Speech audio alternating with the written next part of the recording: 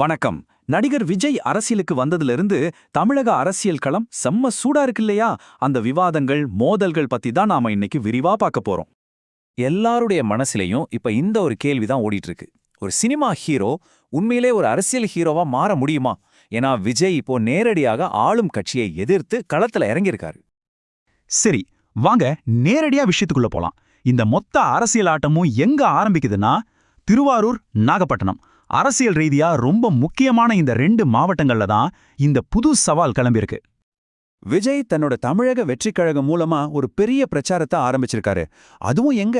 ஆளும் திமுகவோட கோட்டைன்னு சொல்லப்போற இடத்துலயே. இது வெறும் ஒரு எலெக்ஷன் கேம்பெயின் இல்லங்க, ஒரு எஸ்டாப்ளிஷ் பொலிட்டிக்கல் பவருக்கு எதிரான நேரடியான ஒரு மோதல் இது. அப்போ விஜயோட அட்டாக்கிங் பாயிண்ட்ஸ் என்ன? அவர் எதை வச்சு ஆளும் கட்சியை விமர்சிக்கிறார்? பாத்தீங்கன்னா அவரோட குற்றச்சாட்டுகளை ஒரு 4 முக்கியமான தலைப்புகள்ல பிரிக்கலாம். முதல்ல தன் பிரச்சாரத்துக்கு ஏகப்பட்ட தடைகள், இடையூறுகள் வருதுன்னு சொல்றாரு. 2வது, உள்ளூர் வளர்ச்சி சுத்தமா இல்ல, கண்டுக்கவே இல்லைன்னு குற்றம் சாட்டுறாரு. 3வது, விவசாயிகள், மீனவர்களோட குறைகளை யாருமே கேட்கலன்னு அவங்களுக்காக குரல் கொடுக்கறாரு.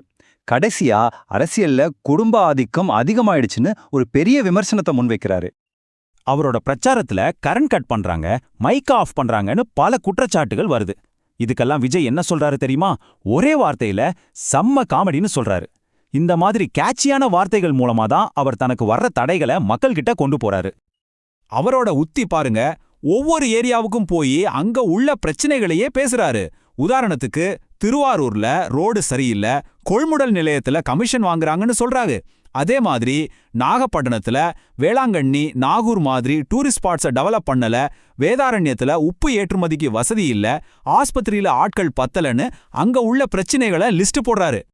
குறிப்பா இந்த கமிஷன் விஷயத்த ரொம்ப அழுத்தமா பேசுறாரு. அதாவது அரசு கொள்முதல் நிலையங்கள்ல விவசாயிகள் கிட்ட இருந்து ஒரு மூட்டைக்கு 40 ரூபாய் சட்ட விரோதமா கமிஷன் வாங்குறாங்கன்னு ஒரு நேரடி குற்றச்சாட்டை வைக்கிறாரு.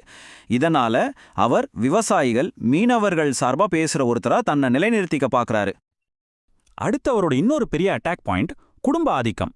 அதாவது திமுகவுல அதிகாரமெல்லாம் ஒரே குடும்பத்துக்கிட்ட குவிஞ்சிருக்கு, இது ஒரு வாரிசு அரசியல்னு அவர் சொல்றாரு.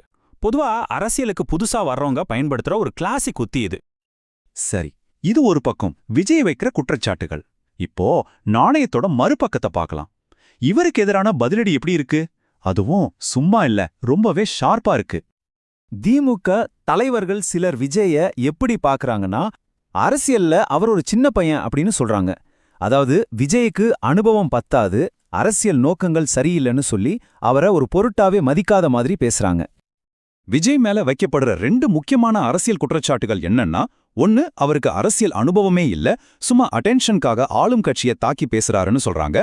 இன்னொன்னு, இது ரொம்ப சீரியஸான குற்றச்சாட்டு, அவர் பாஜகவோட சி டீம் மாதிரி செயல்படுறாரு, எதிர்க்கட்சி ஓட்டுகளை பிரிக்க தான் அவர் வந்திருக்காருன்னு சொல்றாங்க.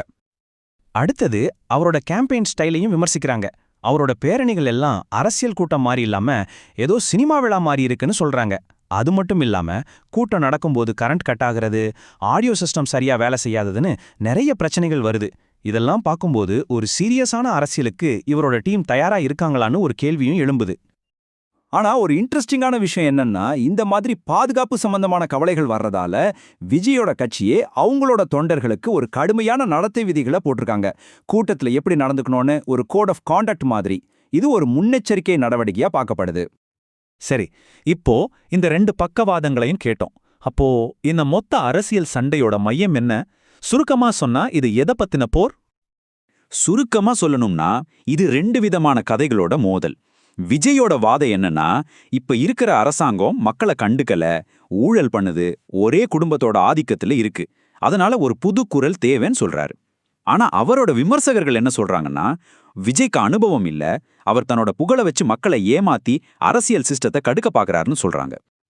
இறுதியா இது நம்ம முன்னாடி ஒரு பெரிய கேள்வியை வைக்குது. விஜய் ஆரம்பிச்சிருக்கிறது உண்மையிலேயே ஒரு புதிய அரசியல் சக்தியோட தொடக்கமா, இல்ல இதுவும் நாம பார்க்கிற ஒரு புதுவிதமான அரசியல் நாடகமா? இதற்கான பதில காலம்தான் சொல்லணும்.